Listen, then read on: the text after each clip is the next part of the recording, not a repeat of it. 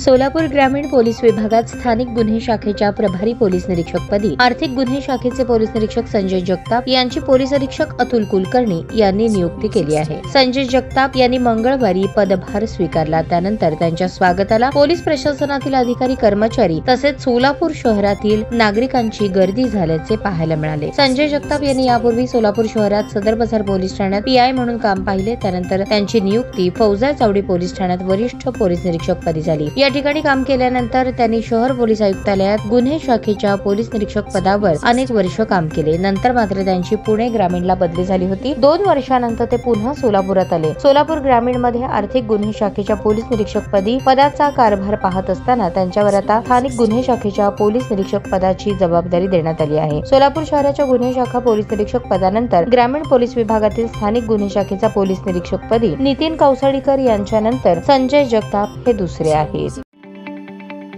ताज्या बातम्या पाहण्यासाठी प्राईम महाराष्ट्र न्यूज चॅनलला सबस्क्राइब करा।